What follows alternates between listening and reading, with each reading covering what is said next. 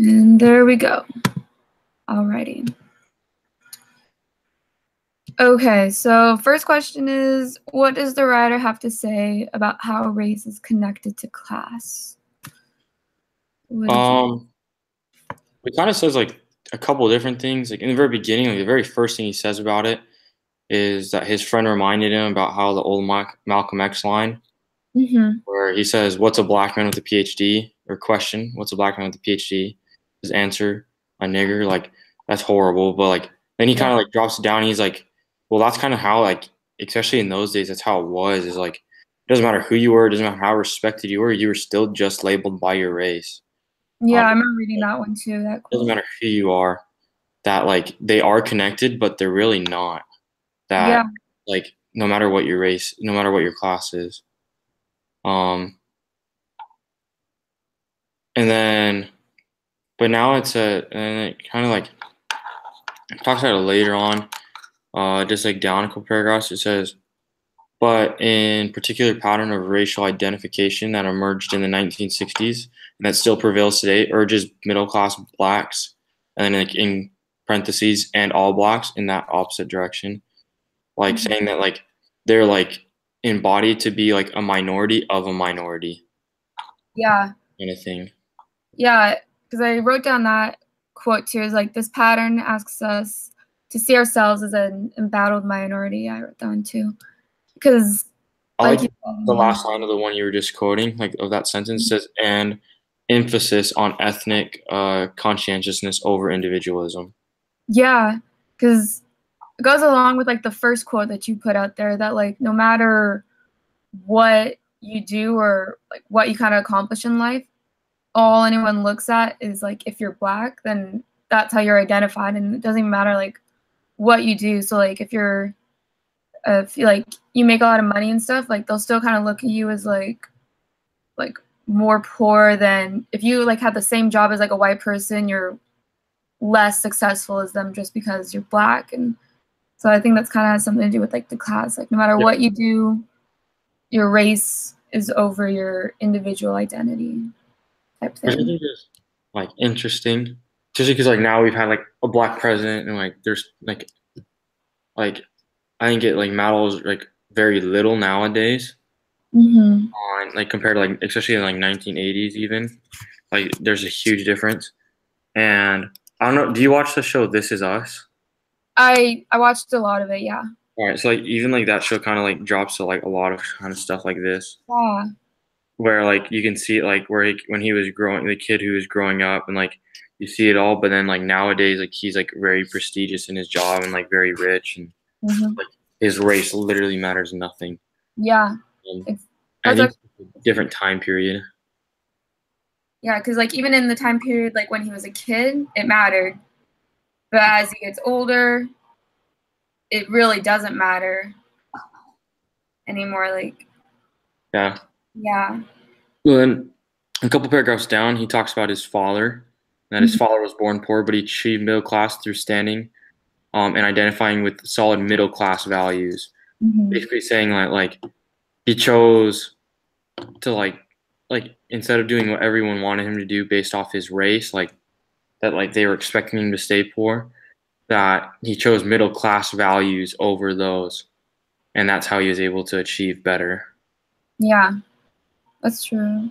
Because like if you identify yourself and your values and what you strive for, you're gonna eventually get there.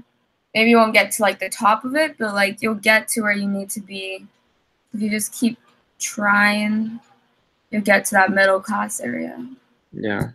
And so I guess that kind of like it says so that kind of like talks about like how race is connected with class, and then it says what difficulties are there on being both black and middle class? I think that kind of goes along like right at the same place. It says and there's like that constant debate about like which one like which side of the line are you on kind of thing. That like what's it called? That like you have to decide if you're going to be supporting of like and it says here let me just read this. It says I don't think it. So he's talking about his friend Sam. He says, I Mhm. don't think any of us believe Sam's faults were accurate representations of a lower class black life. He was an instrument of self-definition and of sociological accuracy. And it never occurred to us that he looked very much like a white racist stereotype of blacks. That basically like there's always two ways to look at it, and there's gonna be the people who are gonna live up to like all the stereotypes, and there's gonna be the people who will break those molds. Yeah. And you have to kind of in like this case, it's saying basically like you have to choose one. Like, are you going to like just keep living up like the stereotypes of being like which one do you want to do? Do you want to like hold up your race and support those race, but at the same time you don't want to support a race of people who are just like living in the same direction. You want to pull them up to where you are, and so it's like where he's like it's a difficulty because like I want to support like all these movements, but I want to support it in a way that it helps these people become middle class citizens, not just keep living in like how they are. Yeah. There's like one part that says like, um, there's no forward movement on either plane that does not constitute backward movement on the other, which is, I think it's just kind of hard because like it's like trying like you said, he's trying to make a chance for people to like move upwards, but if they aren't willing, then they're just gonna keep going backwards as others are becoming better. It's just gonna be like going like in opposite directions. And it's like hard for those who like want to be better because they have like this feeling that they're like leaving behind part of their like their culture, like not necessarily culture, but like the black community that is like maybe is lower class and is like not striving to be better. They feel like they're kind of like leaving them behind to join this upper class, which is mainly white people. And so they kind of have like this difficulty of like who to identify with because they're just kind of in between each class and race. So they're just kind of like unsure of who they are or who they identify with or who they want to be because they're trying to be better, but they still have this like connection for like standing up for those that like stood up for them, like in like the civil rights movement and stuff, but like they aren't trying, so they're kind of just stuck with themselves. Mm-hmm.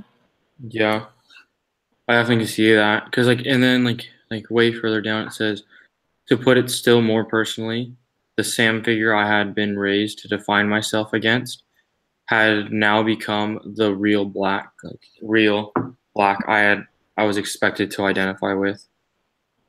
So I think Mm-hmm. that's kind of like funny how like that works out. Yeah, that is. I like that. And then like it says like in graduate school I was once told by a white professor, well, but you're not really black. I mean, you're not disadvantaged. Meaning Mm-hmm. like there there was different like things about him. Like he had the opportunity to like learn English and like proper English and knew how to like talk and knew how to like do all this stuff. Like he was able to go through school. But like Yeah, because of that and then like he said like why not? And then he said because then I wouldn't be like kind of like it's like random stuff like that. That's so like funny that he had to like basically choose like oh I'm not black anymore because I can do this. Like that's so stupid. yeah, like It's so real though. Like back then it was so real. Like and like yeah, nowadays like you think about that and you're like that's like outrageous, but like it really like that's how it was and there wasn't an opportunity to really do much about it. Like you had to be in a very special circumstance. in order to like have those opportunities.